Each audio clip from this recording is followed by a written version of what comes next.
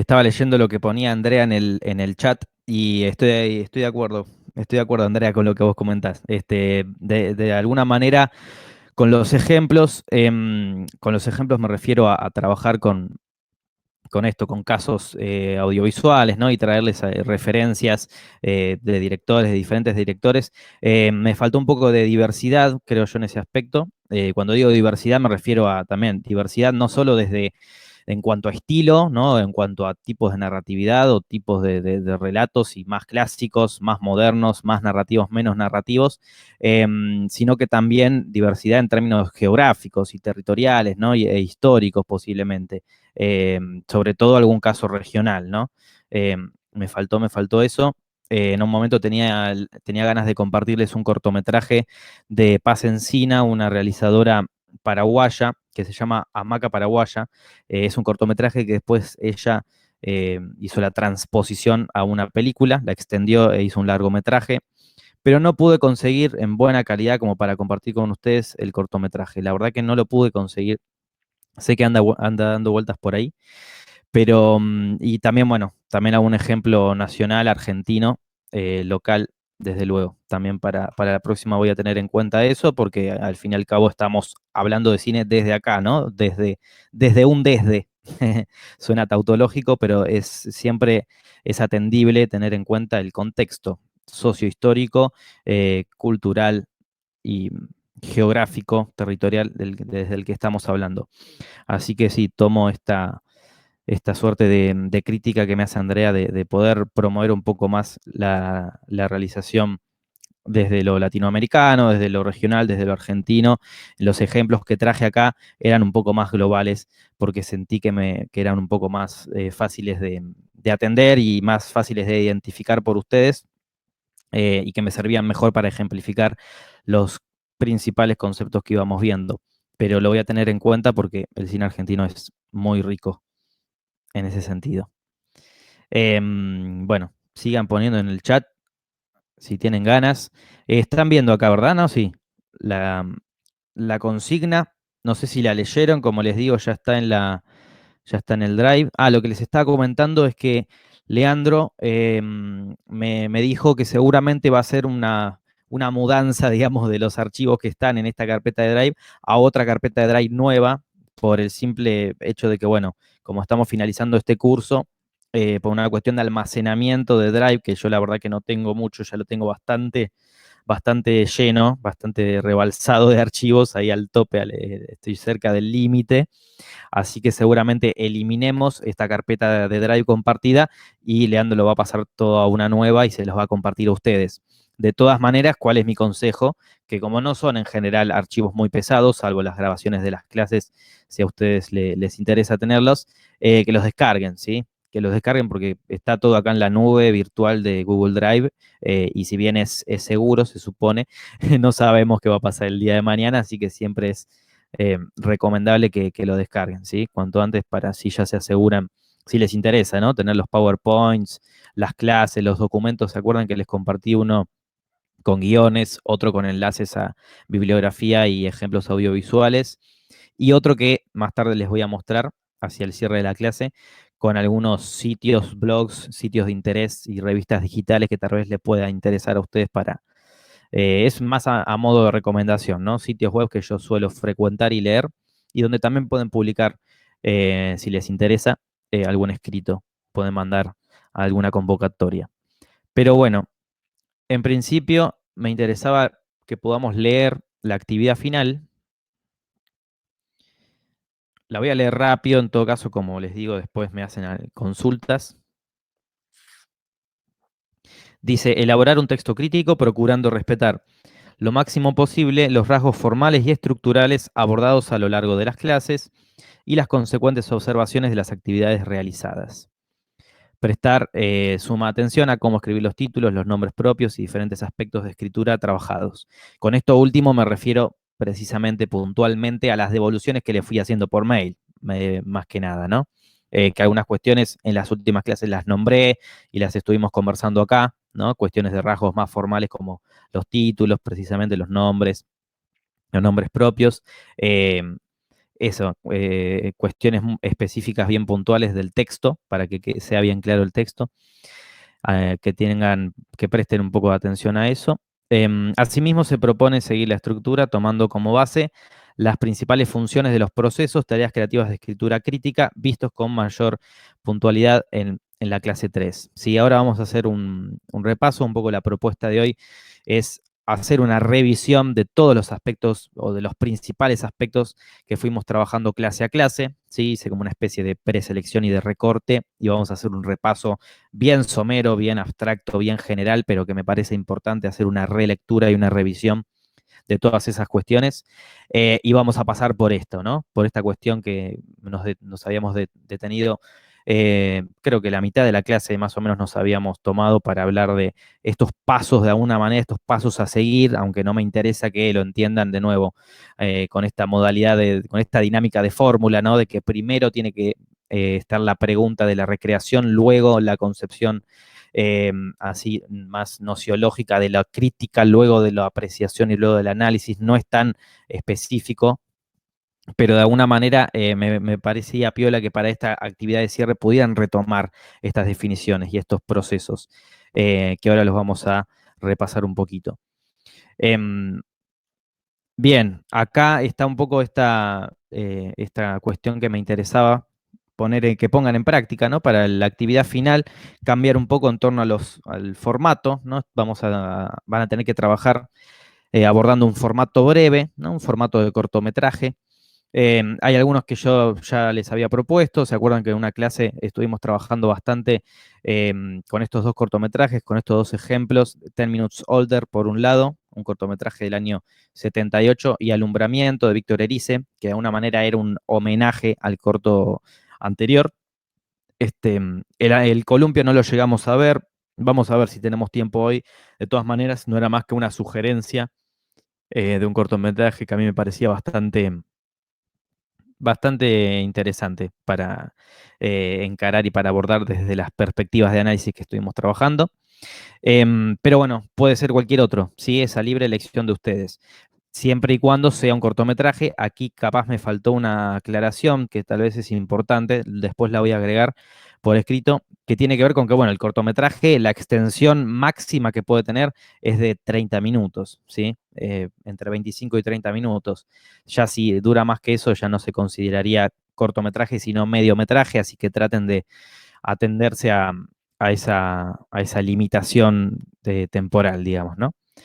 Em, Muy bien, si bien el texto debe enfocarse inicialmente en una sola obra, se admite y se sugiere incluso trazar vínculos, relaciones y referencias con cortometrajes o películas preexistentes, ¿no? Así como directores y figuras autorales. Bueno, esto también es algo que vengo repitiendo mucho, que tiene que ver con, aunque si estoy hablando de una película y estoy analizando puntualmente esa película, ¿no? Esa obra, ese cortometraje, esa pieza audiovisual, necesariamente voy a trazar un vínculo con algo previo, ¿no? Con alguna experiencia previa, con alguna corriente estética previa, con alguna película, con alguna figura autoral, lo que sea. No es obligatorio, lógicamente, pero se invita a que puedan hacerlo, que no significa que tenga que ser esta actividad final un análisis de dos obras al mismo tiempo. El enfoque, digamos, argumentativo tiene que estar en una, tiene que ser uno solo, pero puede estar esta cuestión de reenvío, ¿no? O de reminiscencia a algún otro texto, a alguna otra película. Juan, Sí. discúlpame, una pregunta en cuanto a estructura, ¿no? Por ejemplo, quizás en mi caso personal no tenga muchos cortometrajes encima, ¿no? Motivo por el cual quizás a la hora de pensar en algún reenvío, haciendo un análisis de un cortometraje, como que la idea asusta un poco. Pero en cuanto a estructura de un texto a la hora de analizar un cortometraje, necesariamente si se hace un reenvío, tiene que ser sobre otro cortometraje o también puede ser de un largometraje. ¿Eso no tiene ningún tipo de relevancia? No, no, es libre en ese sentido. Ignacio, ¿no? ¿Está hablando? Sí. Sí, sí. Nacho. No, no, ahí no hay ningún tipo, no te tiene que generar ningún tipo no me sale la palabra, pero de limitación, digamos, el hecho de que estés analizando un formato breve. Si a vos te parece pertinente y te sirve para tu análisis, remitir a otra forma breve, a otro formato breve, a otro cortometraje, posiblemente del mismo director, tal vez te sirva. Y si no, no, puede ser una película, puede ser algo más extenso, puede ser un texto literario, porque una de las últimas cuestiones que veíamos en las últimas clases era precisamente esto, ¿no? De las películas que parten de obras fuentes literarias o parten directamente de otro tipo de manifestaciones artísticas, no sé, tal vez para el análisis del cortometraje que elijas te sirve hablar del teatro, no sé, estoy diciendo cualquier cosa, ¿no? De alguna canción, alguna referencia musical, otra expresión artística. A eso me refiero, ¿no? Con esta pequeña aclaración de la consigna, ¿no? No necesariamente tiene que ser un cortometraje anterior. Eh, no sé si a eso iba tu pregunta, pero eso. Y yo les voy a pasar, al que le interesa, me puede consultar por mail y yo les mando enlaces donde hay una página para ver cortos, por ejemplo, que tal vez les sirve ahí para hacer una selección, porque posiblemente es un formato de extensión audiovisual con el que no están tal vez tan familiarizados, porque ven más películas, formatos extensos, así que eso, les puedo pasar también algunas sugerencias de sitios web donde ver cortometrajes. No sé si te aclaré un poco la pregunta. Ah, sí. Buenísimo, Ignacio.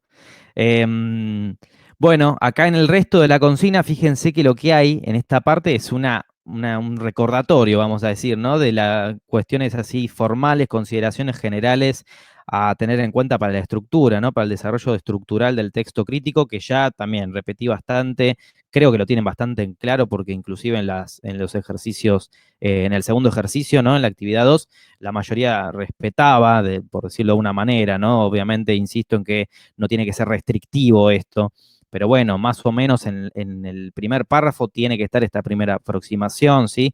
Asentar una primera idea, una primera hipótesis o conjetura con respecto a esa película. Luego viene una breve síntesis, ¿no? En el caso del cortometraje, si hay que hacer una síntesis narrativa, suele ser un poco más simple, porque ya queda en claro en pocos minutos cuál es el conflicto, si es que lo hay, ¿no? Cuáles son los personajes y sus respectivos enfrentamientos y confrontaciones, si es que las hay. Pero bueno, eso es una síntesis narrativa que en términos de Borwell lo podemos entender, como ya sabemos, como sentidos referenciales, la lectura de los sentidos referenciales. Luego viene, sí, ese microanálisis, ¿se acuerdan que lo llamábamos así? Porque lo que hacíamos era detectar y seleccionar, ¿no? Los aspectos que a ustedes les parezcan más significativos, eh, atendibles, singulares, ¿no? En términos de puesta en escena, en términos de aspectos, como dice acá, ¿no? Lingüísticos, técnicos, realizativos. Las cuestiones formales, estrictamente formales, como movimiento de cámara, coreografía de cámara, cómo están vestidos los actores, ¿no? Cuestiones de descripción del entorno, de los entornos, de los ambientes, encuadres, etcétera, etcétera. Cuestiones estrictamente formales, estrictamente audiovisuales. Y esto es importantísimo, ¿no? Los que ustedes consideren significativos y pertinentes. ¿Qué quiero decir? Tal vez más de uno elige el cortometraje, no sé, Alumbramiento de Víctor Erice, y bueno, y les resultan significativas y singulares diferentes cuestiones, ¿no?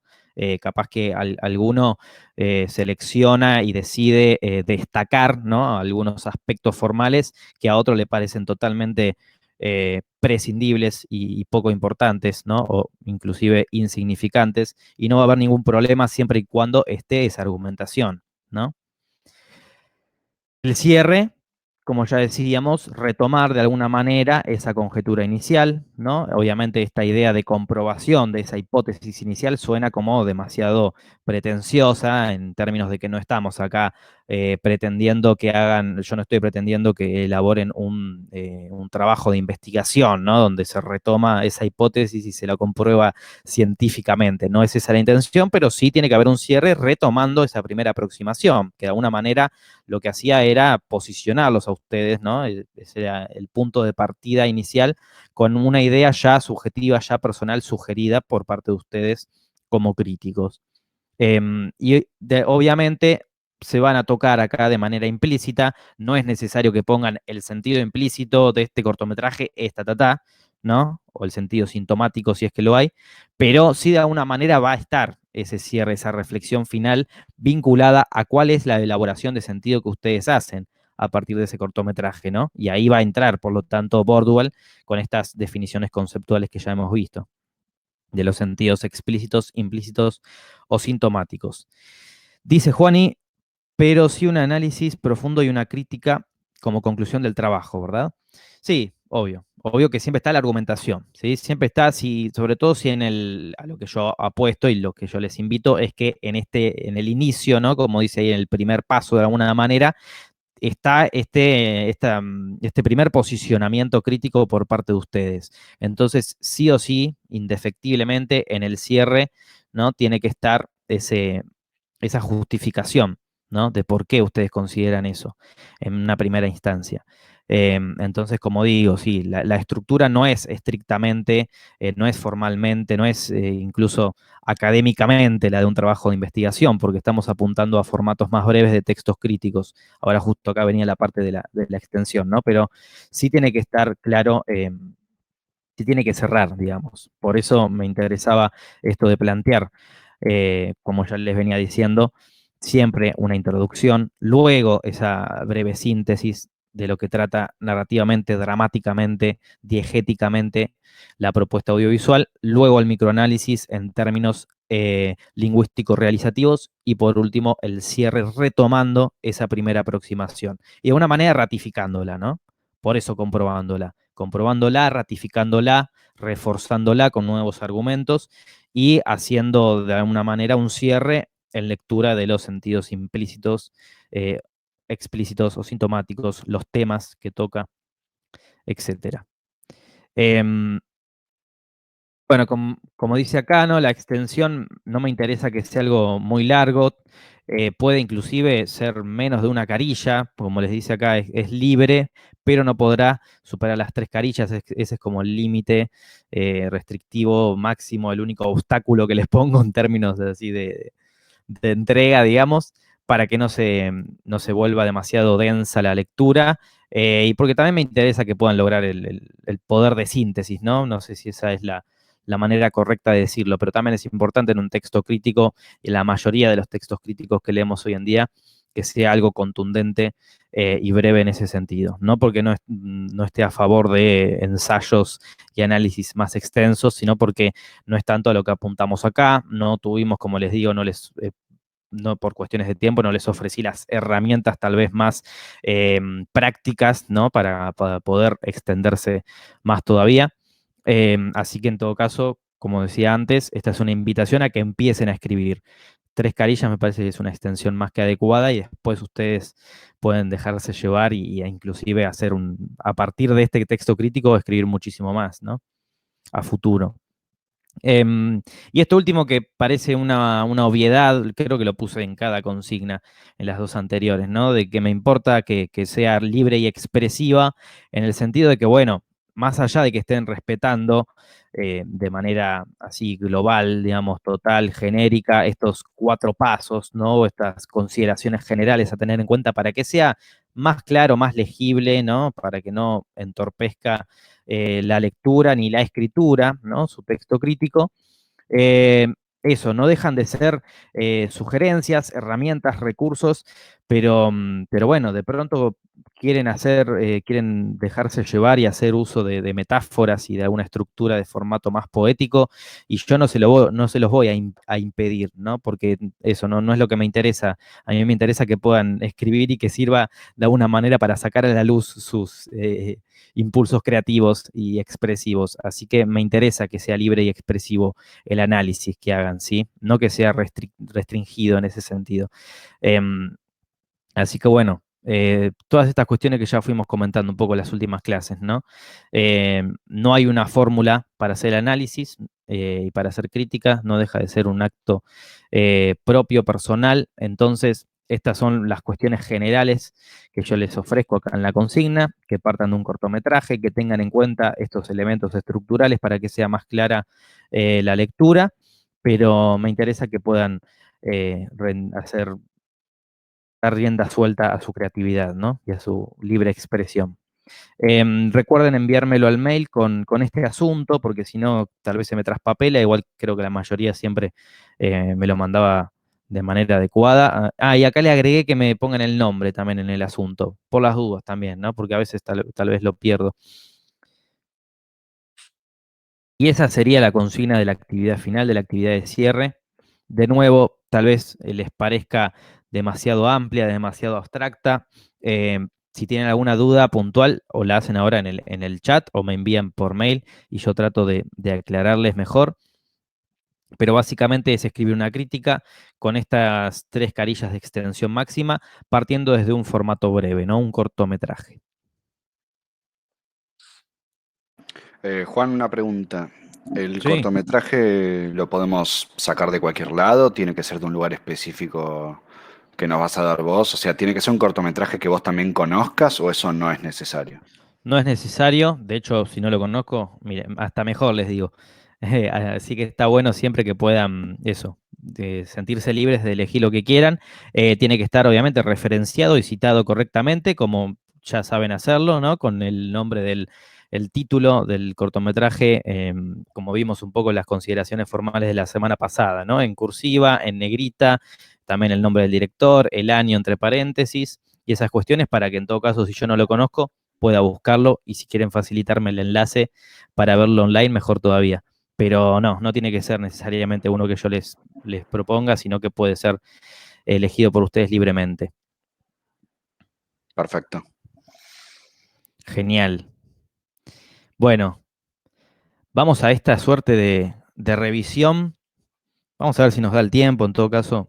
Si no tienen problema, nos quedamos unos minutos más o bueno, trato de apurarme. No, me interesaba retomar y como les digo, hacer una relectura muy somera, así a vuelo de pájaro, pero de algunos de los principales aspectos que vimos en cada clase, para que ustedes puedan también, me interesa que puedan quedarse con estas ideas, que las puedan obviamente aplicar no solo a esta actividad de cierre, sino a sus próximos escritos, a sus próximas reflexiones críticas que hagan a futuro.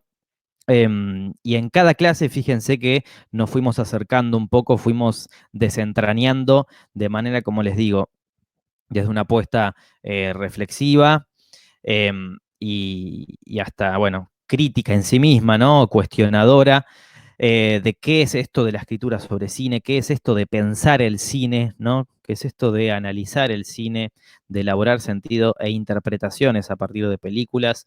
Esa por lo menos fue mi intención en cada clase y por eso ahora me parecía significativo poder retomar algunas de las principales eh, así como ideas disparadoras, ¿no? Que vimos en cada clase. Por eso van a ver que voy a ir pasando rápido, me pueden hacer consultas igual, pueden hacer comentarios, inclusive pueden marcarme alguna cosa que no hayan entendido y si yo ahora no tengo tiempo para explayarme mucho y para desarrollarla, les puedo mandar por mail o recomendar algún texto, alguna lectura. Siéntanse libres de eso, ¿no? De intervenir y de preguntarme cualquier cosa. Bueno, en la clase 1 acá, ¿se acuerdan que empezábamos con esta frase de Ricardo Piglia, que a mí me parecía interesante, si bien él analiza desde la literatura, ¿no? Esta concepción de que un cuento, un relato cuenta siempre dos historias, a mí me parece que es algo que ya de por sí tenemos que poder apropiarlo y llevarlo al campo del arte, ¿no? Al campo de la reflexión artística y entender que siempre que en la superficialidad de la historia uno, ¿no? Del cuento, del relato, siempre que se nos muestra algo en esa superficialidad, va a haber algo por detrás que nosotros como críticos, como analistas, como espectadores críticos en una primera instancia, tenemos que poder decodificarlo, ¿no? Tenemos que poder eh, detectar esos códigos, esos signos implícitos que parecen estar ocultos para poder construir nuevas concepciones y sentidos a través de esos signos, ¿no? Entonces, bueno, esta era la primera idea disparadora, la primera frase con la que yo de alguna manera inauguraba este taller, este curso. Em, Esto que después vamos a cuestionar de alguna manera, o por lo menos yo voy a cuestionar esta idea de que tenemos que saber cifrar, ¿no? Esos códigos ocultos como si estuvieran realmente ocultos, como si estuvieran por debajo, como si estuvieran realmente subterráneamente ocultos. Esta es una idea que a mí me interesa no refutar por completo, pero sí cuanto menos cuestionar, en el sentido de que creo y defiendo que nosotros como espectadores críticos y como críticos, como escritores, como analistas de cine, no tenemos que descubrir lo oculto, sino que tenemos que construir nuevas lecturas, ¿no? Representaciones simbólicas y sentidos a partir de los signos que ya están ahí en la película, como conocedores nosotros de esos signos, ¿no? Sabemos que el director está mostrando a ese personaje con un encuadre cerrado, ¿no? Con un primerísimo primer plano, por poner un ejemplo, y sabemos que eso puede significar tal cosa. Entonces elaboramos una construcción de sentido a partir de eso, que ustedes lo han hecho muy bien en la actividad 2, inclusive algunos también en la actividad 1 ya se arriesgaban a sacar este tipo de conclusiones, este tipo de inferencias y de interpretaciones. Entonces, a veces no es tanto encontrar lo que está oculto, ¿no? Esto también lo dije varias veces ya, pero a veces se trata más bien de poder leer, ¿no? Poder entender lo que la película nos pone sobre la mesa y nosotros elaborar esos sentidos que aparentemente están ocultos. De todas maneras, esta frase inicial, este puntapié inicial de Ricardo Piglia desde la literatura, a mí me parece que, bueno, que es muy poderoso simbólicamente porque habla de esto, ¿no? De que en todo cuento siempre hay otra historia por detrás y en el cine, sabemos muy bien, y en otras manifestaciones artísticas, desde luego, no va a ser solo una historia 2 la que está por debajo. Hay una historia 3, una historia 4, una historia 5 y una historia 1000, si queremos, ¿no? Hay 1000 sentidos, de nuevo, entre comillas, ocultos. Hay 1000 sentidos ocultos en una película. Nuestra tarea es poder elaborar sentido a partir de eso. Bueno, luego ya le dábamos la bienvenida a nuestro amigo, a nuestro querido amigo y colega Gerard Genet, que como se habrán dado cuenta yo lo quiero mucho. No sé ustedes si lo habrán llegado a querer, si leyeron su introducción de palimpsestos que tienen ahí en el documento de bibliografía del Drive. Pero bueno, ya de entrada hablábamos de la crítica, ¿no? De la actividad crítica como metatexto, ¿no? Como metatexto, como discurso secundario, como metadiscurso, ¿no? Hay un montón de sinónimos de esta palabra, de esta categoría transtextual que nos propone Genet, de nuevo, desde la literatura, ¿no? Pero que nosotros la llevábamos al campo del arte, al ámbito del arte. La crítica es un metatexto, en el sentido de que gira en torno al texto fílmico en sí mismo, ¿no? Al texto audiovisual, comprendido como texto por ser un objeto cultural que parte, que por lo tanto parte de la cultura y está cargado simbólicamente porque nosotros les damos vida a esos textos como creadores, como consumidores, como prosumidores en cierto sentido, porque producimos y también consumimos. Entonces, el texto crítico le da entidad a la película. Sin el texto crítico, esa película no tiene legitimidad, no se perpetúa, ¿no? No se reproduce, no le llega al espectador tampoco, porque el espectador eh, utiliza al texto crítico, concibe al texto crítico como un medio, como un puente, ¿no? Como un nexo para esa película, en la mayoría de los casos. Así que bueno, está bueno en principio, o por lo menos a mí me interesaba en la primera clase, ya introducir esta idea conceptual de la metatextualidad, para saber desde dónde estamos trabajando nosotros, ¿no? Obviamente esto es algo que tal vez en la crítica, cuando escribamos, no vamos a poner que estamos haciendo metatextos, pero sí tenemos que saber qué es lo que estamos haciendo, darle un nombre, ¿no? A darle entidad, digamos, a la práctica que estamos llevando a cabo. Bueno, de alguna manera llegamos a esta primera conclusión. Esto capaz que lo voy a pasar un poco más rápido. ¿Se acuerdan que en la clase 1, esto tampoco lo puse acá porque era detenerme demasiado? ¿Se acuerdan que hacíamos este repaso historiográfico partiendo de dos principales autores, Zunzunegui y Hayward, que hacían como un recorrido, como digo, historiográfico, etapista, ¿no? De épocas sobre el pensamiento y la teoría sobre cine, cómo fue evolucionando a lo largo del tiempo y principalmente a lo largo del siglo XX. Y de alguna manera, la primera síntesis, la primera conclusión a la que llegábamos, mejor dicho, es que el cine no es algo cerrado, que teóricamente, ¿no? En términos de teoría y de reflexión y de pensamiento sobre cine, todavía no se ha explicado del todo qué es el cine, ¿no? Esa pregunta tan ambiciosa que nos lleva a actuar, que es ¿qué es el cine? ontológicamente es imposible de responder, ¿no? Es imposible de contestar.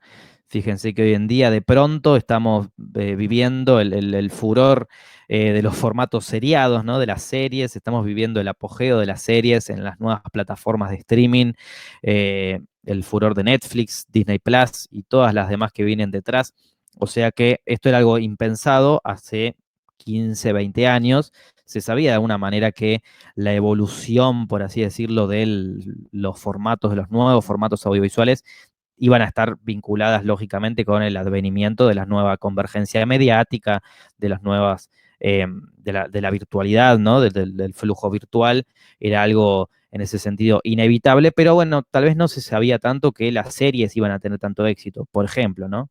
Eh, o determinado género dentro del mundo de las series. Entonces, hay cuestiones que todo el tiempo nos piden repensarlas, nos piden escribir y reflexionar sobre cine.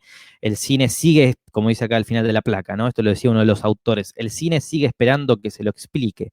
El cine o lo que queda de él, porque precisamente no podemos decir que el cine sea algo puro hoy en día, de hecho nunca lo fue. El cine nunca fue algo puro, algo absoluto, ¿no? Por más de que existieron estándares, paradigmas, ¿no? Modos de representación que parecían modelos, ¿no? Modelos de representación que parecían instaurados e irreversibles, e irrevocables, e imperturbables. Lo cierto es que hoy en día todo esto ha ido mutando y el cine hoy en día es un objeto fragmentado, ¿no? Y eso tenemos que asumirlo. Y eso nos tiene que servir para poder seguir escribiendo sobre cine, precisamente. Y la actividad crítica, en ese sentido, es fundamental.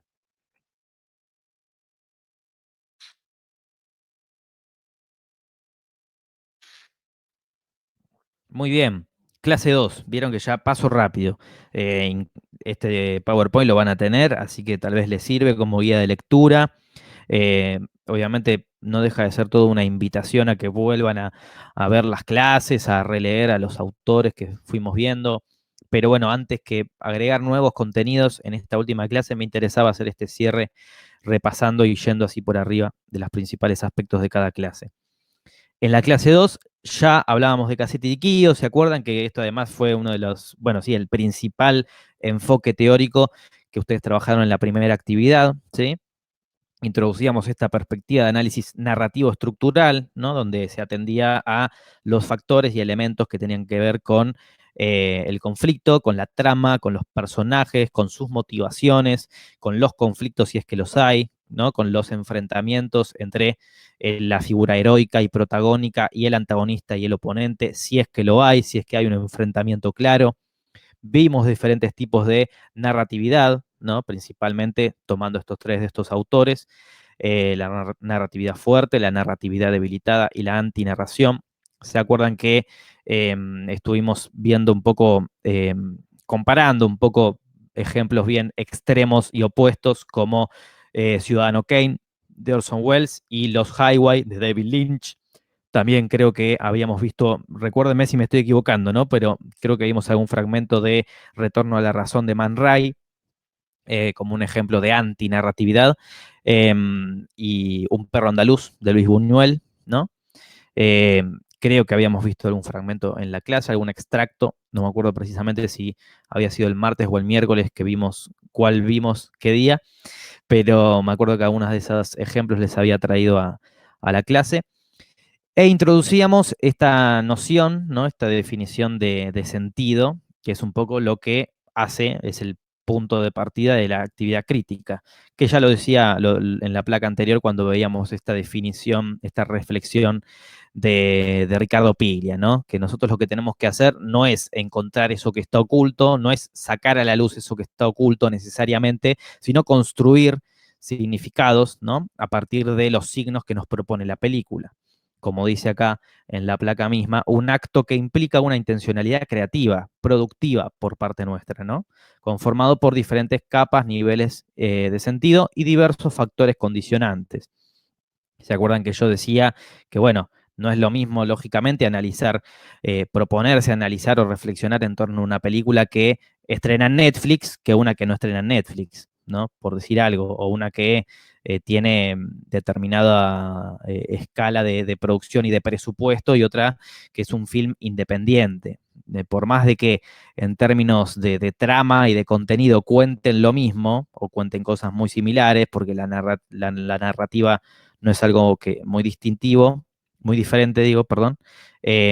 Hay cuestiones de contexto, hay cuestiones de escalas de producción, de plataformas en las que estrenan, que tienen que ver, que condicionan de alguna manera los sentidos de esa película. Entonces, a estas cuestiones nosotros tenemos que estar atentos porque son, entre otras cosas, factores condicionantes, ¿no?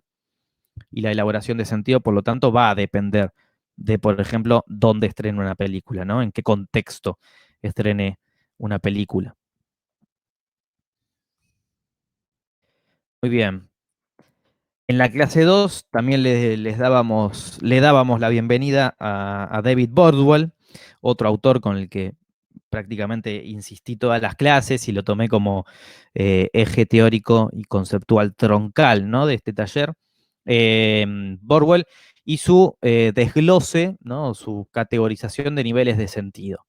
¿Se acuerdan que, bueno, no los vamos a definir con minuciosidad porque ustedes los entendieron muy bien en ambas actividades?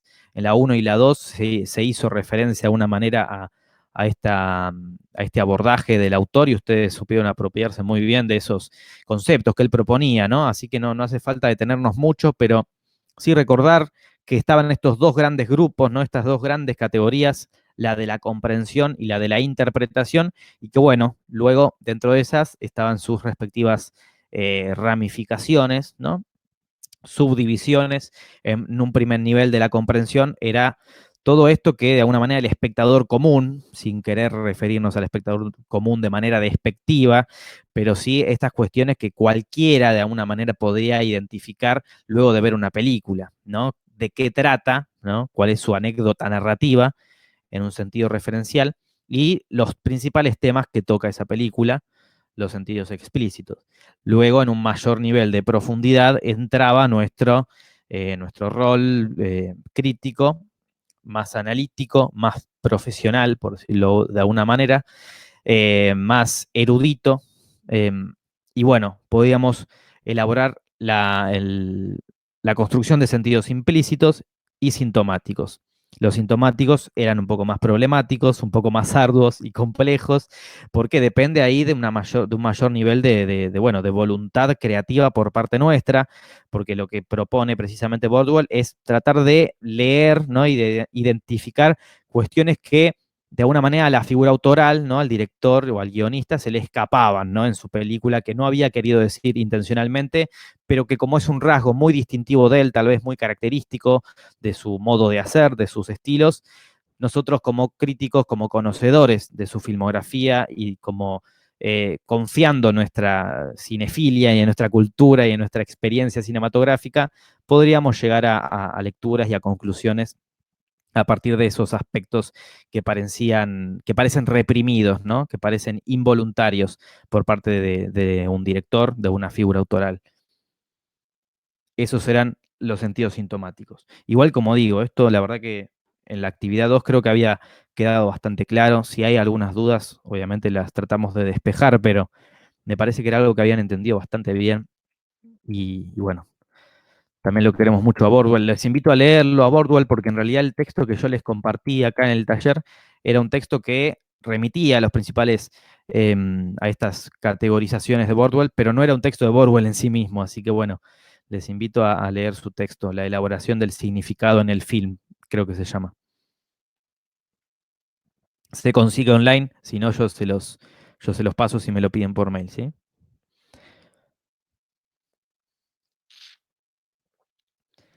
Bueno, y en la clase 3, ¿se acuerdan que empezábamos con esta frase de Mabel Tazara, que a mí me interesaba principalmente porque nombraba dos términos, dos palabritas que parecen simples, pero en realidad son muy complejas y que a mí tampoco me interesaba detenerme demasiado, ¿no? No me interesaba demorarme ni tratar de desentrañarlas por completo porque sería irnos por las ramas, pero la idea de la transparencia y la idea de la referencialidad, ¿no?, como pueden ver acá están marcadas en negrita, tan resaltadas, son muy importantes porque siempre son operaciones de sentido, operaciones discursivas, que nosotros como críticos muchas veces vamos a tener que poder detectar e identificar en una película, ¿no? Cualquiera sea. ¿Se acuerdan que la idea de la transparencia apuntaba más a esta operación estética que apuntaba al registro y a la captura de manera literal, vamos a decir, literal, explícita, precisamente transparente, traslúcida, pura, cristalina, de la realidad tal cual es, ¿no? Que en la mayoría de las ocasiones, lógicamente, lo vamos a asociar a la idea del cine documental, ¿no? Del cine que captura la realidad tal cual es, el cine que captura la realidad real, y que por lo tanto desde el posicionamiento de la cámara, desde los diálogos, desde las intervenciones de sus personajes, de las personas que aparezcan delante de la cámara y demás, siempre va a haber como eso, ¿no? Una exposición que nosotros vinculamos rápidamente a lo real, ¿no? A una especie de cámara, de puesta de cámara intrusa, ¿no? Como de cámara testigo, que es cámara que irrumpe en la realidad y captura ese mundo tal cual es. Esta es la idea que se le daba a la fotografía, ¿no? Cuando aparece en el mundo moderno hacia fines, en la segunda mitad del siglo XIX, ¿no? La fotografía tenía un fin objetivo, neutral, era irrefutable, ¿no? Era una verdad absoluta e indiscutida lo que mostraba la fotografía. ¿Por qué? Porque era un dispositivo tecnológico que capturaba la realidad y que lo que se imprimía en ese papel fotográfico era, como digo, imperturbable, era indiscutible, porque era la realidad tal cual es. Luego, bueno, va a aparecer el cine, va a aparecer este nuevo dispositivo, el cinematógrafo, y se van a empezar a contar historias y van a empezar a entrar en juego operaciones ficcionales y discursivas y estéticas y artísticas. Por lo tanto, lo que muestra el cine no es tan real como aparentaba ser en un principio. Empieza este nuevo debate, ¿no? Esta nueva discusión que tiene que ver con que, bueno, el cine al fin y al cabo es una manifestación artística, no está capturando la realidad tal cual es, pero sí va a haber operaciones estilísticas que me remiten a esa idea de realidad. La transparencia, por ejemplo. Y la referencialidad, por otro lado, que no se distingue tanto, no se diferencia tanto, no es tan ajena de la idea de la transparencia, pero sí a lo largo del tiempo, a lo largo del siglo XX, la vinculamos mucho más a la idea de un cine institucionalizado, ¿no? Un cine hegemónico que podemos vincular mayormente con las estrategias del cine comercial estadounidense, ¿no? Hollywoodense. Ese paradigma de cine clásico, de relato clásico, narrativo, ¿no? Donde el chico conoce a la chica y se terminan casando, ¿no? Obviamente una estructura, un paradigma, un modelo de representación que se ha ido resquebrajando y deshilachando a lo largo del tiempo. Lógicamente hoy ya no estamos tan dominados por Hollywood. En realidad sí, no estamos tan dominados por ese modo de representación paradigmático, pero sí seguimos dominados por Hollywood. Y no lo digo atentando contra el cine estadounidense y el cine clásico que a mí me encanta, ¿no? Pero sí porque hay que admitir que ha habido una tradición cinematográfica que ha hecho que Hollywood sea lo que domina no solo en términos de mercado, sino también en términos de cómo contar una historia, ¿no? En términos de modelos de representación, en términos de referencialidad. Ese es el cine más referencial, que de alguna manera lo vemos y decimos, es verosímil, me lo creo, es creíble, por más de que haya dragones, naves espaciales y Jedis. Se entiende un poco, ¿no? ¿A qué apunta esta idea de la transparencia y la idea de la referencialidad? Insisto, son términos como muy híbridos, ¿no? Que se entremezclan constantemente, pero en todo caso les dejo la inquietud y la invitación a que sigan googleando, indagando, investigando sobre estas dos palabras que nosotros como críticos muchas veces son una de las primeras cosas que se dice, ¿no? Un cine que desde la cámara donde la cámara se posiciona desde una perspectiva muy transparente, se suele decir, ¿no? Un cine referencial, un cine transparente. Muy bien. ¿Cómo vamos hasta acá? Bien, no sé si cualquier cosa me para, me frena. Todo bien, dice Juani. Juani por lo menos viene bien. Bueno, luego veíamos de alguna manera esta distinción entre el análisis y la crítica, que en realidad tenía más que ver con poder entender estas preguntas operatorias, ¿no? Operativas, operatorias, no sé cuál sería la palabra, que nos llevan a actuar, ¿no? Fíjense, y a identificar todos estos procesos, ¿no? Todas estas tareas creativas que forman parte del gran proceso creativo de escribir sobre cine, ¿no? Y de escribir una crítica sobre cine. La recreación, esta pregunta nodal de, bueno, ¿me gustó esta película en primera instancia? La crítica, ¿es buena o es mala esta película? ¿No? Recuerdan el juicio estético, personal y subjetivo elevado a juicio de valor, ¿no? General, eso es la crítica, por definición, esa es la crítica. La apreciación como este acto de, bueno, preguntarse si esta película tiene, qué importancia tiene esta película puntualmente. Podemos volver acá al caso de Netflix, que me acuerdo que yo les daba como ejemplo, ¿no? Obviamente una película, por más de que esté buenísima, una película que estrena como es en un contexto de distribución y de difusión alternativo, como por ejemplo algún festival de cine independiente, no va a tener la misma importancia que una película que estrena en Netflix. Indefectiblemente la que estrena en Netflix va a ser más importante, por lo menos en sentido eso, ¿no? En sentido de distribución, de difusión, de divulgación. Bueno, eso tiene que ver con la apreciación. Por otro lado, el análisis, ¿se acuerdan? Que era este desglose de los elementos constitutivos que hacían distinguible y destacable a la película de otras, ¿no? Nos damos cuenta de las particularidades y de las singularidades de esa película que estamos analizando. Por eso la pregunta va a ser, ¿qué distingue a esta película? Y por último, la teoría cinematográfica, como ya decía antes, ¿no? Con esta pregunta más general y más ambiciosa, pero que es tan necesaria, ¿no? Es tan necesario poder, cuando estamos escribiendo, preguntarnos, bueno, ¿qué es el cine? Por más de que sabemos que la respuesta no existe. Bueno, esto pasó rápido porque esta clase, ¿se acuerdan que fue un poco más? Bueno, trabajamos a partir de la escena inicial de Bastardo sin Gloria, que creo que aunque no les guste la película, no podemos negar que esa escena, que esa secuencia inicial es muy rica, ¿no? En cuanto a lo que nos ofrece en términos de esta perspectiva de análisis que yo les proponía acá, que es la perspectiva de análisis lingüístico realizativa.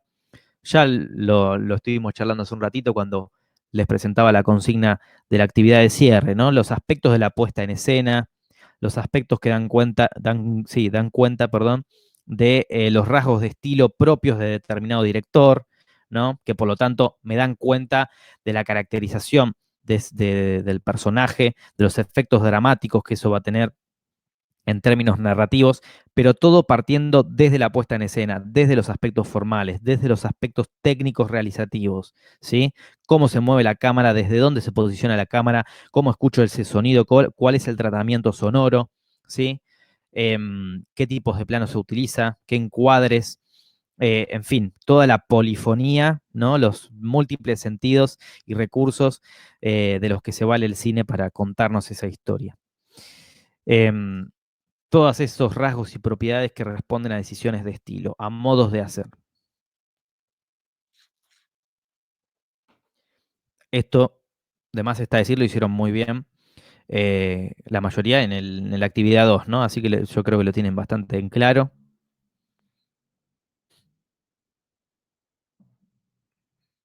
Bueno, posteriormente, en sintonía con esto, ¿se acuerdan que yo le dediqué una clase entera? Acá trabajamos a partir de un texto de Sciafardo, Massari y Moretti, que se llama Crítica y Metacrítica. Lo tienen en la bibliografía. ¿Se acuerdan que a mí me interesaba detenerme un poco y en un sentido tal vez que trasciende al cine como manifestación artística, porque esto es propio del arte en general, en la cuestión de la dualidad forma y contenido, ¿no? En esto de que es necesario dejar atrás, como dicen los autores, ¿no? Dejar atrás ciertas controversias que nos dicen que en el cine o en cualquier, como digo, en cualquier representación artística, hay que analizar primero los temas, los contenidos, ¿no? De qué trata esta película y luego la forma y los aspectos formales, porque son cosas separadas, como si fuera una especie de paquete, ¿no? Como si la forma fuera el paquete, el packaging de la película, cuando en realidad los aspectos formales terminan constituyendo y condicionando el sentido de esa película, ¿sí? Nosotros veíamos dos ejemplos que parecen muy lejanos, pero que en cierto sentido hablaban de lo mismo, ¿no? Eran dos cortometrajes, uno era 10 Minutes Soldier y otro era Alumbramiento, de Víctor Erice. Y bueno, de alguna manera poder por lo menos pensar, repensar, cuestionar, polemizar en torno a esta tradición de decir que la forma va por un lado y el contenido va por otro, ¿no?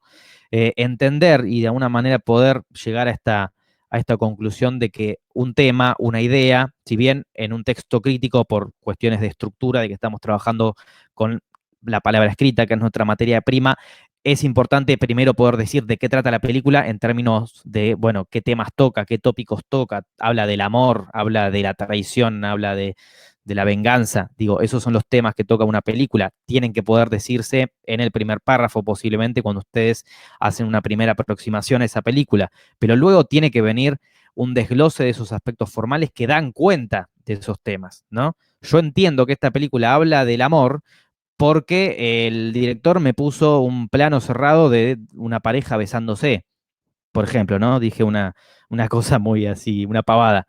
Lo primero que se me vino a la cabeza, pero hay un elemento formal que me da cuenta de ese tema, ¿se entiende? Que me da cuenta de ese contenido. ¿Se acuerdan que yo hice esta dramatización digna de Hollywood, digna de Broadway, de cómo saludar, ¿no? Donde el tema y el contenido era el saludo, pero saludaba con otra operación discursiva totalmente distinta, ¿no? Una operación enunciativa totalmente distinta, que por lo tanto terminaba condicionando a ese tema que en síntesis era el mismo, era yo saludando. ¿Se acuerdan, no? Cuando hice eso. No sé si me salió, si fue muy claro, pero lo mismo pasa en una película, ¿no? Lo mismo pasa en cualquier manifestación artística. Lo que le da, como dicen acá los autores, lo que le da significación a una obra cinematográfica no es la realidad representada, sino la forma en la que se representa esta realidad, precisamente, ¿no? Bueno, este era otro aspecto que a mí me parece primordial. Obviamente que podríamos hablar largo y tendido de esta cuestión de la dualidad forma y contenido, pero es algo que no podemos dejar, en lo que no podemos dejar de detenernos si nos interesa el arte, si nos interesa el cine, si nos interesa pensar el cine y escribir sobre cine. La forma condiciona el sentido de una película. Bueno, muy bien. En la clase 6, ¿se acuerdan que les traje también a colación otro debate? Me gustan mucho las polémicas, como se habrán dado cuenta. Entiendo al cine de esa manera también, ¿no? Como una apertura al debate, a la reflexión, a poder preguntarnos cosas que parecen muy instauradas, muy instituidas. Entonces, bueno, hablaba de las adaptaciones, ¿no? De las adaptaciones, de la relación palabra escrita, eh, imágenes, ¿no? Esta relación, como dice acá, ¿no? El autor, cuerpo y mente, imagen, palabra, ¿no? Que siempre cuando hay una película que parte de una obra fuente literaria, de alguna manera siempre se trata de banalizarla, ¿no? De pormenorizarla a la película. ¿Por qué? Porque está partiendo de la literatura y la literatura es pensamiento intelectual, es abstracción, ¿no? Es poder simbólico, es mente, es palabra, y el cine es cuerpos tocándose, ¿no? Es interacción corporal, es obscenidad, es superficialidad, no es profundidad, ¿no? Etcétera, etcétera. Los sinónimos y los adjetivos que ustedes quieran atribuirle, ¿no? Pero este es un debate que se ha dado y que desde la tradición cultural que reflexiona sobre cine y sobre las adaptaciones de obras literarias, no necesariamente literarias, sino también de otras manifestaciones artísticas como el teatro, que han sido llevadas al cine, o inclusive del cine mismo, ¿no? Cuando se hace una remake o una reversión, ¿se acuerdan? Muchas veces se habla de que, bueno, el cine lo que hace es eso, volver todo superficial, ¿no? Eso quiero decir, negociar con las superficies, como dice el autor Robert Stam, que era nuestro punto de partida para esta clase. Qué interesante este debate, digo, para nosotros como críticos, que trabajamos con la palabra escrita, ¿no? Que trabajamos con esa palabra escrita, que tenemos responsabilidad y tenemos compromiso en ese sentido, porque estamos transmitiendo ideas a partir de películas, ¿no? y con todos estos prejuicios, ¿no? Y estos sentidos comunes tan instaurados como verdades instaladas que giran en torno al cine, que se nos dice que el cine es muy, se ha dicho, digo, a lo largo del tiempo, que el cine es obviedad, que el cine no me deja espacio para la reflexión y para la interpretación, porque el cine más efectivo en términos comerciales es el que me cuenta una historia de manera lineal, de manera clara, de manera explícita, de manera evidente. ¿Qué queda para nosotros como críticos entonces? Si la mejor película es esa que ya me deja todo claro, todo servido en bandeja, por decirlo de una manera, ¿no? ¿Qué queda de nosotros como críticos? ¿No? Interesante entonces preguntarnos eso. A mí por eso me interesaba traer este debate que tiene que ver con la relación de la obra fuente literaria con el cine, con la obra audiovisual. Y se acuerdan que a mí me gustaba hablar más de transposición que de adaptación.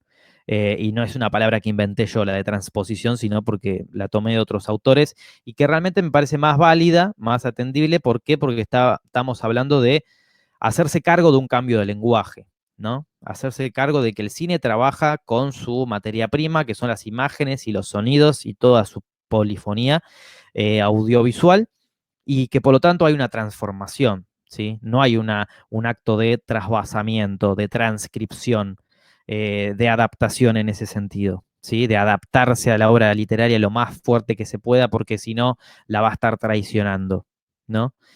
A mí me interesaba esa idea de transformación cuando se parte de una obra fuente literaria. Y esa es un poco la, como les digo, todo no deja de ser una gran invitación a seguir pensando algunos de estos principales temas, porque sin ir más lejos, estoy seguro de que la mayoría de los textos críticos que ustedes hagan, que les interese hacer, que les interese escribir, van a ser a partir de obras previas. Capaz que no son adaptaciones necesariamente, pero esa película va a estar haciendo alguna alusión, alguna referencia. Nosotros como críticos tenemos que tener eso en claro. ¿Se acuerdan que yo les traigo con referencias a Genet, ¿no? A, a Potemkin. ¿Se escucha bien? Porque acá me figura que estoy con... Aguárdenme un segundo.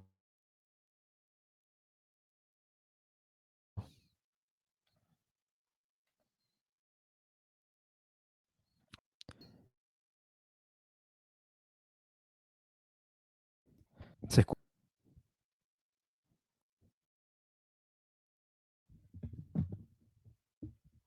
¿Va ahí? ¿Se escucha? Si no, trato de conectarme a la otra red que puse desde el teléfono. Avíseme si me escuchan mejor.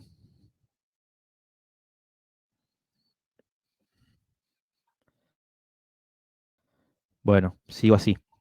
No me acuerdo en dónde me había quedado, pero estaba recuperando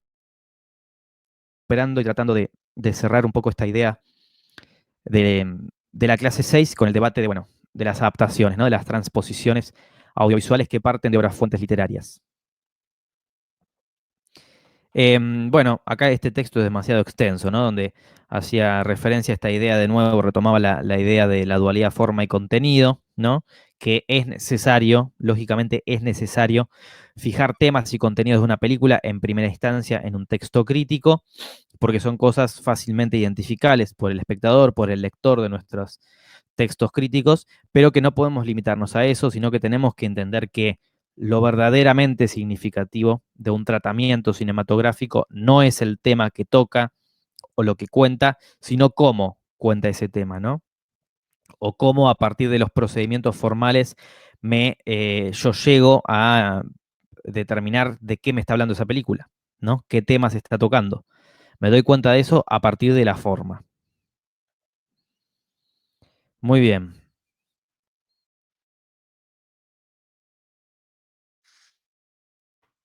Bueno, en el resto de la clase 6, ¿se acuerdan que habíamos hecho una revisión más detallada y minuciosa de las categorías transtextuales de Genet? Ahí precisamente estaba esto que les comentaba, que no sé si se había trabado, justo cuando decía que les pasé el video de las escalinatas de Odessa, ¿se acuerdan? De la película del acorazado Potemkin. Veíamos cómo en muchas películas de diversos géneros, de diversos estilos y directores a lo largo del tiempo, se hacían referencias y a modo de homenaje a esa escena tan característica de la historia del cine, ¿no? Tan reconocida del acorazado Potemkin de Sergei Eisenstein. Y bueno, esto nos servía como excusa para retomar la idea de la intertextualidad desde Genet, la metatextualidad, la paratextualidad, la architextualidad. No me interesa que se aprendan estos nombres de memoria, me parece que ni siquiera es necesario que sepan, que puedan vincular a qué dice Genet y que puedan reconocer cuál es la operación textual que está entrando en juego ahí, pero sí por lo menos esto, saber desde dónde escribimos nosotros, entender que la crítica es un metatexto en el sentido de que está hablando de un texto previo, porque está hablando de una película, porque está extendiendo y expandiendo los sentidos de esa película, en ese sentido es un complemento de la película, no sustituye, no reemplaza lógicamente la película, no podemos decir, porque esto es así, desde tradicionalmente y culturalmente, no podemos decir que lo que estamos haciendo sea una obra de arte. Nadie va a hablar de una crítica, de un texto crítico como una obra de arte, como una manifestación artística, pero sí hay que asumir que estamos cerrando, complementando y expandiendo los horizontes de sentido de una película, ¿no?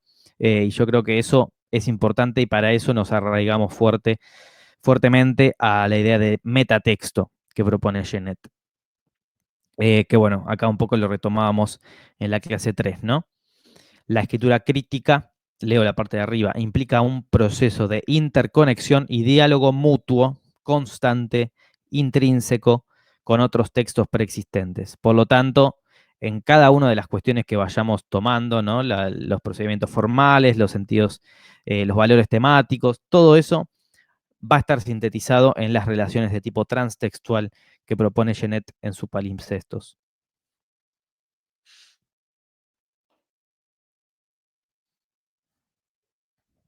Muy bien. Y por último, en la clase pasada, ¿no? Esto ya lo tienen un poco más fresco.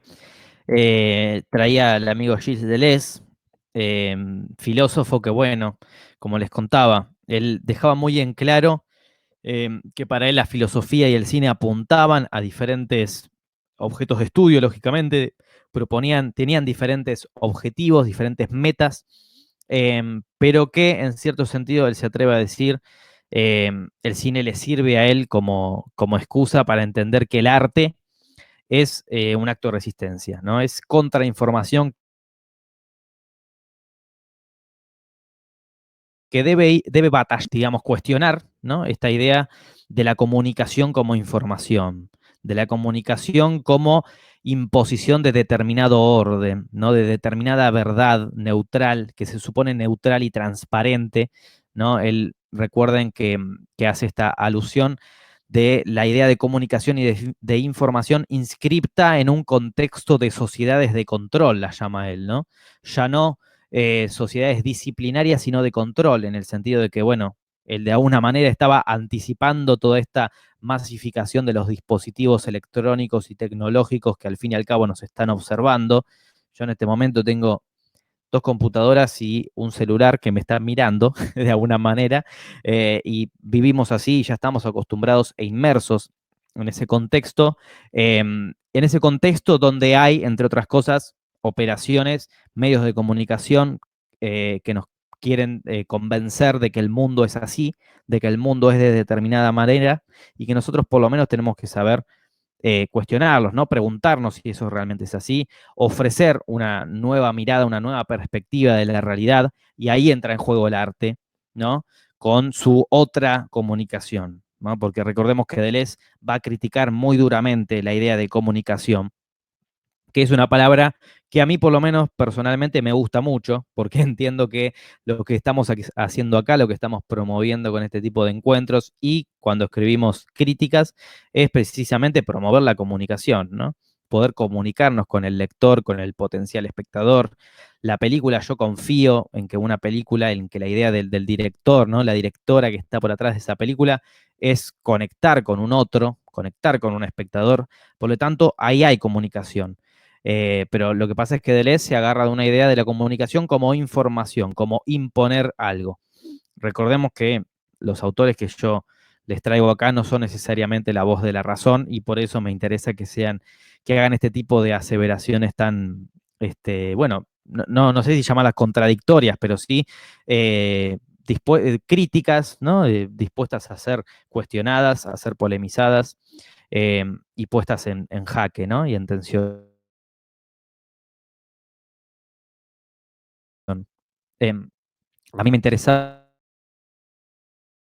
un poco más la lectura de autores como Eduardo Brunner, que hablan precisamente del arte como afloramiento del pensamiento crítico, ¿no? De cuestionar la realidad, que tal vez la verdad es esta, el mundo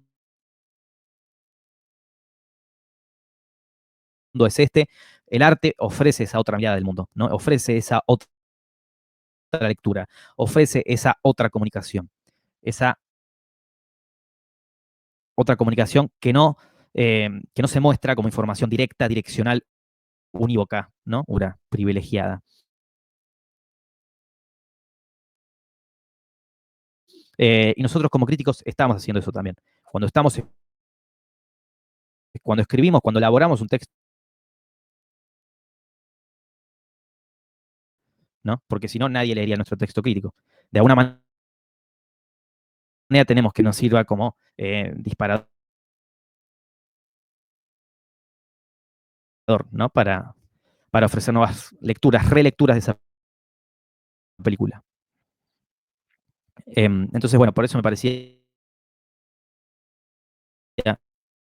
importantísimo. Bueno, esto refuerza un poco lo que decía recién.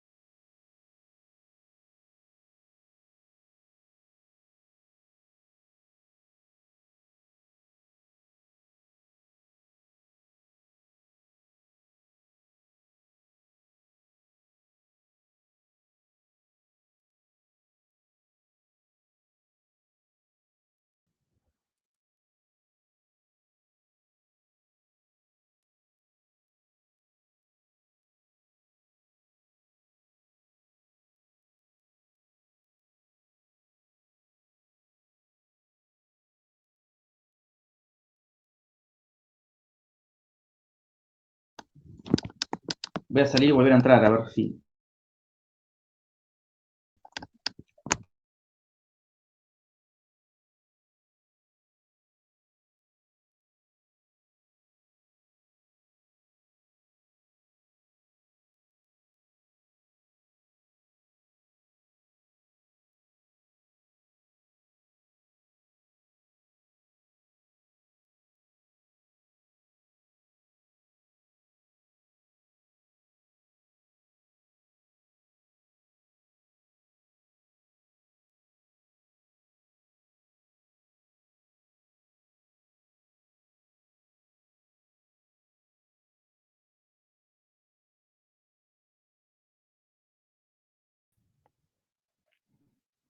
Hola.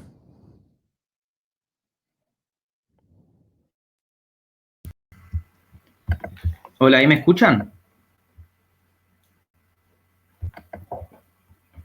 Saqué el otro micrófono, así que seguramente me van a escuchar un poco más robótico, digamos. No sé, no sé si es un problema de conexión o qué. Les pido disculpas de nuevo. Bueno, vamos a cerrar acá. Díganme si se deja de escuchar.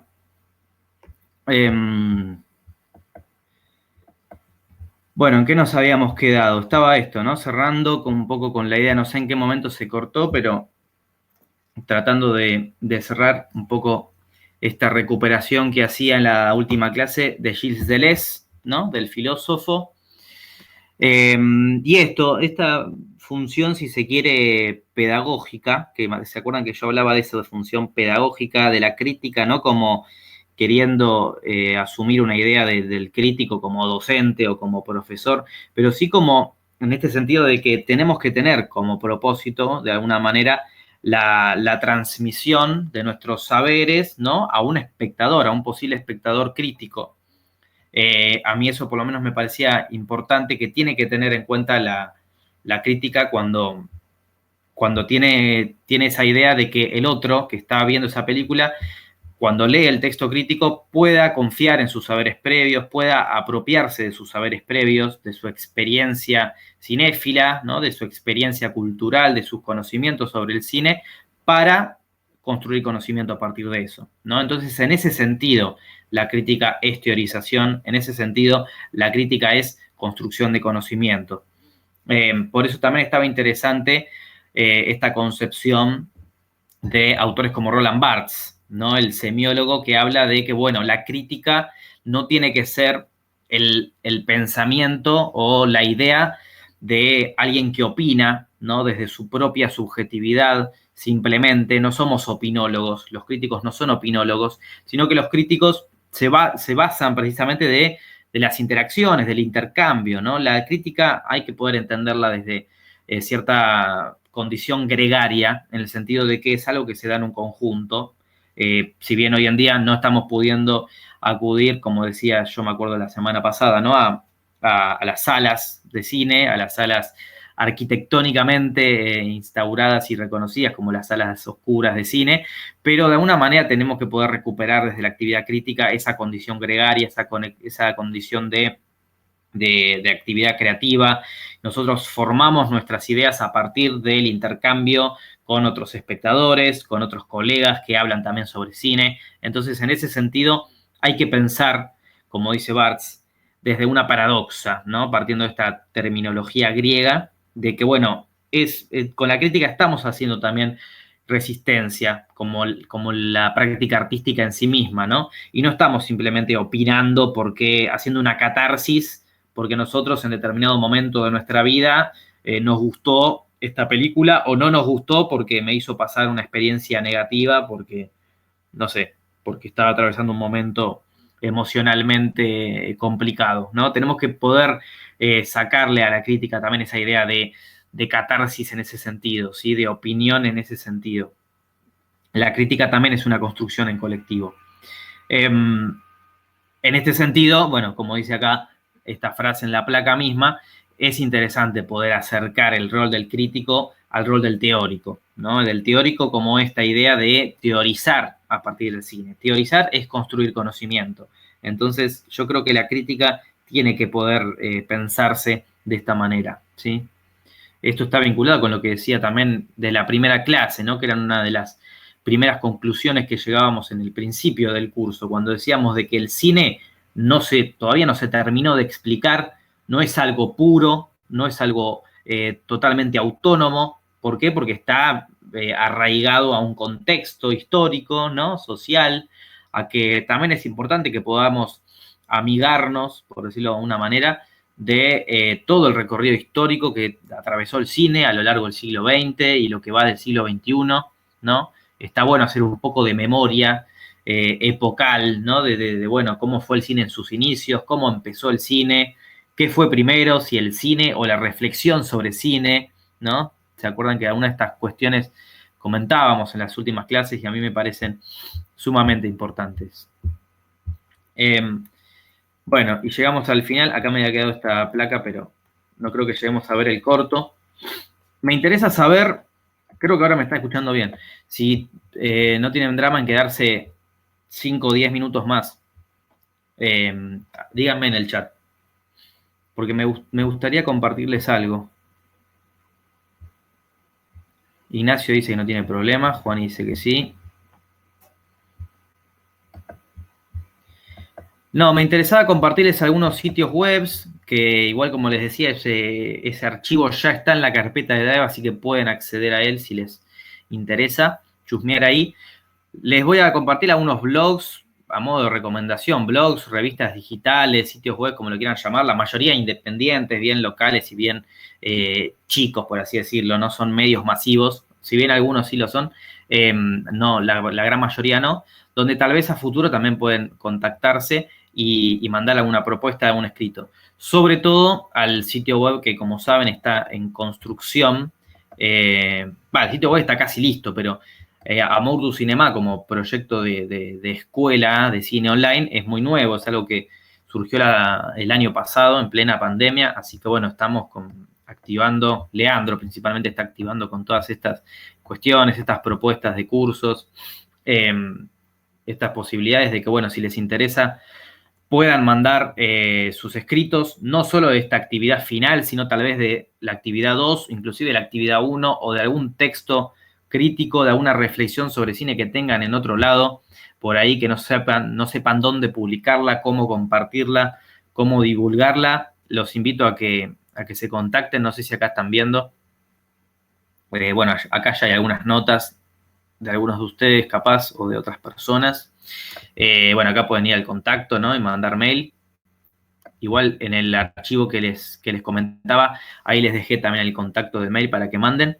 También para que, bueno, invitarlos a que esto, un poco, todo este recorrido de estas 8 clases haya servido para que ustedes se animen a escribir y a mandar a sitios web donde pueden publicar y compartir sus escritos, ¿no? Este es el de Amour du Cinema. Otro que me interesaba capaz compartirles es este. Comparto pantalla, así miran un poquito el diseño en general. La cueva de Chauvet se llama este, que es donde yo escribo un poco más seguido. Es un sitio web local que, bueno, también al final, este es acá desde la ciudad de La Plata. Si van al final, está el contacto, está el mail, así que ahí se pueden comunicar con nosotros si les interesa. Como les digo, los enlaces están en ese archivo, así que no se preocupen, no se los voy a pasar ahora por chat, porque si no, no terminamos más. ¿Qué otro tenemos por acá? A ver. Este está bueno, hacerse la crítica, no sé si lo conocen. También un sitio web un poco más conocido. ¿Están viendo ahí? No, no se está viendo. Vale. Un poco más conocido, este creo que es de Buenos Aires, tiene varias secciones más. Ahí creo que se está viendo. Estrenos, sin salas, textos, entrevistas. También, todos estos son de Argentina. Les voy a mostrar ahora alguno internacional por acá tenía, que también es bastante accesible y que inclusive ustedes pueden mandar alguna propuesta de textos. Obviamente todas estas páginas web tienen su línea editorial, ¿no? Sus normas, por así decirlo, ¿no? Sus pautas. Seguramente si mandan algún texto tiene que pasar por alguna evaluación de algún tipo, pero bueno, es tan fácil de acceder. Hoy en día la virtualidad también posibilita estos vínculos. Esta es Cinemagavia. Este es un sitio web de España que está buenísimo porque escribe gente de todo el mundo. Y hay tal vez textos críticos con una función de la crítica un poco más periodística, ¿no? Más reseña. Fíjense que acá ya de entrada podemos ver las estrellas, la calificación y el puntaje que se le da a cada película según la visión de cada crítico. Si hay algo que yo me gustaría aclarar es que no estoy en contra de la crítica más periodística, ¿no? De este formato de crítica. Muchas veces es lo que más sirve, lo que más se consume hoy en día para poder acercar al espectador al cine, a la película. Así que bueno, también muy recomendada esta página. ¿Qué otra tengo por acá? Bueno, tenía anotada también de Indie Hoy, no sé si la conocen. Escriben, tal vez la mayoría de los escribas ahí son más millennials, más jóvenes, y es de arte en general, pero también está muy interesante. Esta Letras Libres, no sé si la conocen, también es muy buena, que creo que es de España, es un poco más masiva, esta es más difícil seguramente de acceder si quieren mandar algún texto, pero esta es de España y creo que también de México. Como pueden ver, es un poco más general. Fíjense que acá arriba tenemos cultura, política, economía, es como un medio más genérico, pero tiene su sección de cine y TV, donde escribe una crítica, una escriba crítica de México, creo que es Fernanda Solórzano, que a mí me gusta mucho los análisis que hace y tiene su propia sección, como pueden ver acá mismo en esto que aparece. No la vi esta película, pero ella hace video reseñas, la sube a YouTube, el ciclo se llama Cine Aparte, y son realmente para mí muy interesantes los enfoques que ella hace desde la crítica, ¿no? Siendo, no obstante, un video, ¿no? Una especie de, no podríamos catalogarla como youtuber, pero sube videos a YouTube. Ahí Mati dice que le encanta. Cine Aparte es todo lo que está bien. Está buenísimo, a mí me encanta. Yo la rebanco a Fernanda Solórzano. Y bueno, y también escribe, ¿no? Entonces acá en Letras Libres también es un sitio que está bueno, de arte y cultura en general, ¿no? No solamente de cine, también la invitación a poder ampliar y a priorizar los vínculos del cine también con otras expresiones. Después también acá había puesto, bueno, Con los ojos abiertos, no sé si lo conocen, es el sitio web donde escribe Roger Cosa, que bueno, también escribe en otros medios un poco más masivos, pero este es como su sitio web personal. Roger Cosa, si no lo conocen, es uno de los críticos más reconocidos, creo yo, a nivel nacional, a nivel local. No escribe solo él acá, sino que escriben otros autores, muchos directores y realizadores también nacionales. Bueno, también recomendados si les interesa. Hay diferentes formatos, hay algunas críticas en este sitio web, digo, hay críticas más breves, hay ensayos, hay entrevistas, hay columnas, bueno, como pueden ver ahí. También muy recomendado. Y bueno, eso. Me interesaba hacer este nexo final recomendándole algunos sitios web que, como les digo, tienen el documento en el Drive. Creo que el nombre que le puse al documento es Blogs, Revistas Virtuales y Sitios de Interés. Así de simple, para que vayan ahí si les interesa chusmear algunas de estas que les estoy recomendando. Bueno, me atrasé unos minutos. Perdón por estos desperfectos del final, estos desperfectos técnicos de conexión. Espero que se haya entendido un poco la propuesta de hoy, que era hacer una síntesis, una revisión, un repaso, recordar, ¿no? Algunos aspectos de los principales aspectos que vimos en cada clase. Y bueno, lógicamente me quiero despedir con un gran agradecimiento una vez más por haber llegado hasta acá, por haberme acompañado en este recorrido que espero les haya servido. Realmente eso, a mí lo que más me importa es que ustedes se puedan llevar todas estas cuestiones como puntos de partida, ¿sí? Como ahora recién empieza el primer paso, la invitación a empezar a escribir sobre cine, a seguir pensando sobre el cine en general, ¿no? También una invitación a ver películas. A mí no me interesa que esto sea solo escribir sobre cine, solo la escritura crítica, sino también el cine en general. Está todo inexorablemente conectado. Así que si estamos hablando de crítica de cine, estamos hablando de cine también, una fuente inagotable de conocimiento y de todo, y de arte, ¿no? Bueno, muchísimas gracias, en serio. Pueden mandarme al mail ante cualquier duda, consulta, lo que sea. Espero sus actividades, sus actividades de cierre, la actividad final, sí, que tiene la consigna. La espero. Van a recibir igual los diplomas, los certificados. Ahí leí el chat. Gracias, Mati. Gracias a ustedes. Gracias, Nacho. En serio, gracias. Ojalá haya parte 2. Bueno, estén atentos a las redes de Amuru Cinema, que como saben es un emprendimiento nuevo, reciente, donde seguramente va a haber, ya hay propuestas de cursos. Así que bueno, si les interesa, estén atentos a las redes. Gracias, Flor. Gracias, Jano. Gracias, bueno. Muchísimas gracias Andrea. Y bueno, nos vemos por ahí, ¿sí? Nos vemos por ahí, mándenme al mail, seguimos en contacto. Muchísimas gracias por haber llegado hasta acá. Gracias, Mariano. Ojalá nos volvamos a ver pronto. Muchas gracias. Juan, ¿qué tal? Te quería hacer una consulta, yo que te debo... Sí. ¿Me escuchás? ¿Me escuchás? Ah, no, te quería hacer una consulta porque viste que yo todavía te debo la actividad 2. Me retrasé un poco con todo el tema de las actividades. Te quería preguntar, ¿lo puedo hacer sobre alguna escena de Blow Up? Porque de las otras dos es como que no tengo nada nuevo que agregar con respecto a la actividad 1. ¿Me escuchás ahí, Juani? Ahí te escucho, sí. Porque estoy acá, se me desconecté el micrófono, entonces estaba escuchando el celular, así que te hablo desde acá. Sí, dale. Sobre Blow Up, sí, no hay problema, no hay problema. Podés partir desde Blow Up para la actividad 2, ¿no?